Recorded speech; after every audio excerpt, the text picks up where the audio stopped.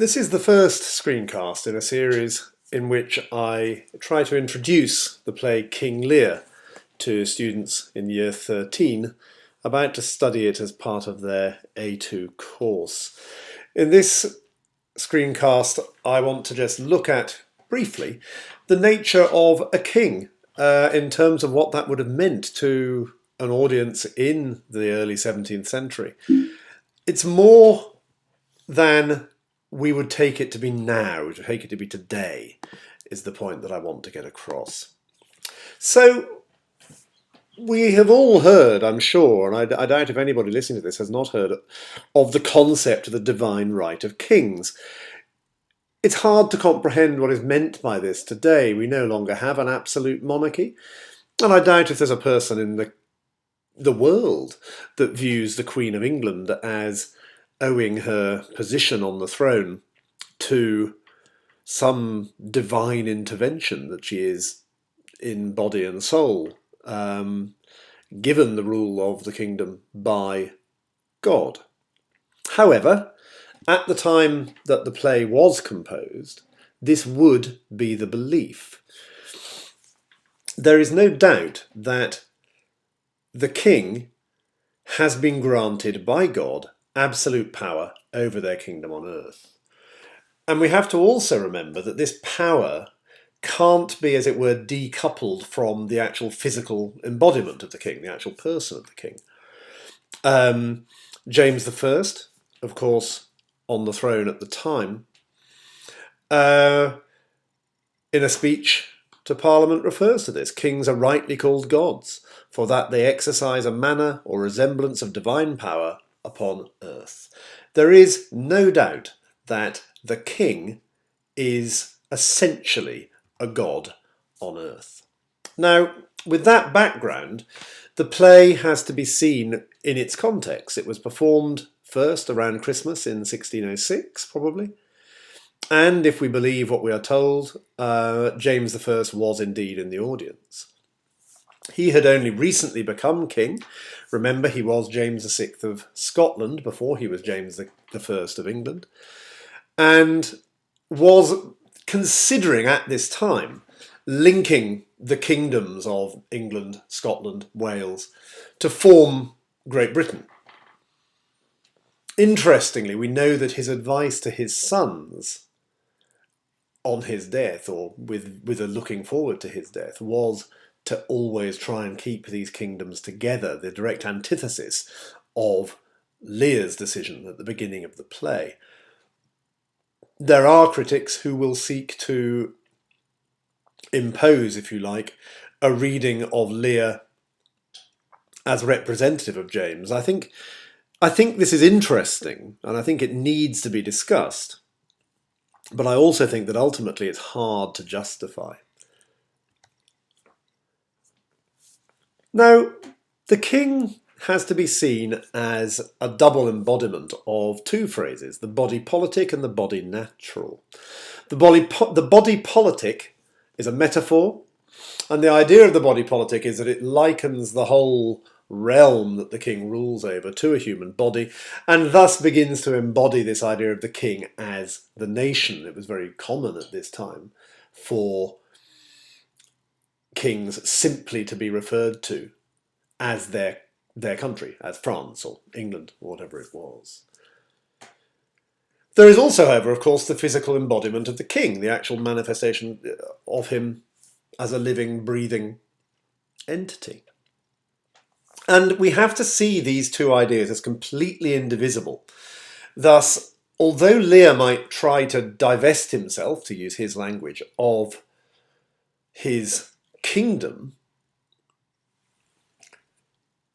because his body natural is embodied within the body politic, this is actually a contradiction in terms. He can't do this. He is the king. He cannot be separated from his kingdom. Thus, to give his kingdom up and to seek to split his kingdom whilst he is still alive is seen as an act, a contradiction in terms. Now, there is legal document of the day referring to this. He has, it says in terms of the king, that is, a body natural and a body politic, together indivisible, incorporated in one person. What we have to remember is that when Lear seeks to divest himself of all this encumbrance, he cannot divest himself of the fact that he is still the king. However much he might wish to lose his realm and the difficulties that are besetting him in old age, he is still the king. This idea is referred to regularly through the play. I've listed 4 ideas here, but hardly all of them by any stretch of the imagination, and by all means look at them, but then find your own as we're reading. First of all, having divested himself of power, Lear realises that he is losing his grip on, if you like, his kingliness. Who is it, he asks, can tell me who I am? Am I king? Am I Lear? Am I a man? Have I lost what it is to be a king by divesting myself of the kingdom or not? Even in Act 3, when torturing Gloucester, Cornwall, of course an enemy, wants to know, where hast thou sent the king? Still referring to Lear as king, despite the fact by this stage it is clear that he rules nothing. At the end of the play, when he's reunited with Cordelia in 4:7, she doesn't greet him as her father, she greets him as her royal lord. Again, this idea of him being king before he is anything else. In Act 5, Scene 3, Edmund the Bastard refers to having sent the old and miserable king to prison. Again, not old man. No sense here of a contemptuous reference to Lear as a human, as a man. Throughout the whole play, he is addressed in royal fashion by Kent, by Albany, and by Edgar. He never loses these attributes. The only person, perhaps, who doesn't treat him in this way, of course, is his fool, addressing him as nuncle and various other kindly attributes, perhaps, for much of their relationship on stage. So, whilst Lear must represent the body politic and cannot therefore get rid of this kingliness simply by essentially parcelling out his realm, he is also in this play a king and a father to his realm, and therefore a father to his family. He is the one who will remove his royal trappings in Act 4, Scene 7, when he refers to himself as a very foolish, fond old man. His family is difficult. He seems to have 3 daughters, all of whom are either linked or are about to be linked to nobility in some way. Their ages are unknown. Their mother is unknown and never referenced in the play. 2 of them are married to dukes of Cornwall and Albany.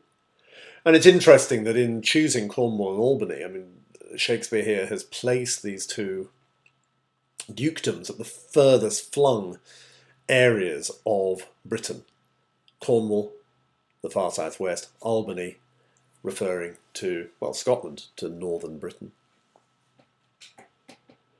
One of his daughters is young enough to be new married, if we assume that at this time children often married as young as 14, 15. It does beg the question of where her mother is, who her mother is, and if we assume that Lear is as old as we are told, and generally he is portrayed, it almost strikes us as remarkable that this man should have been able to have a daughter at that age. She will marry the King of France, and again this notion of body politic. She's actually going to marry an enemy and become queen of that nation. In essence, Lear will join a foreign force towards the end of the play when he joins her side to take back his kingdom. She leaves his care and his royal body to become part of, by marriage, a different body and to move outside his realm. So I think before you start reading the play, it's worth giving some consideration to exactly what is meant by this idea of a king. To actually recognise the enormity of impact, if you like, that that word has and carries at the time of the composition of the play. It is a play, in part, which looks at the nature of kingship, which looks at the balance of kingship and humanity. It's also a play, of course, which shows a king behaving in a reckless and ultimately incredibly damaging way to his realm, to his body, to his family. It isn't necessarily meant to be, I think, an allegory of what will happen if, in terms of England, Britain, at the start of the 17th century.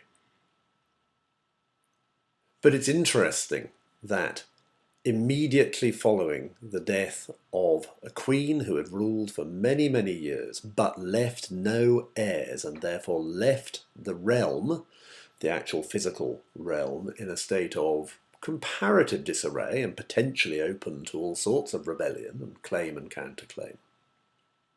This play should be written at a time where the country was getting used to a king appointed by God, who was already a king of a different realm, and not only that, but a realm with whom the country had been at war for the whole of living memory. These were very unsettled times, and for those unsettled times, Shakespeare produces the ultimate in plays considering the nature of rule, the nature of disharmony in a realm, in a kingdom, in a country, and in a family. I do hope you enjoy studying it.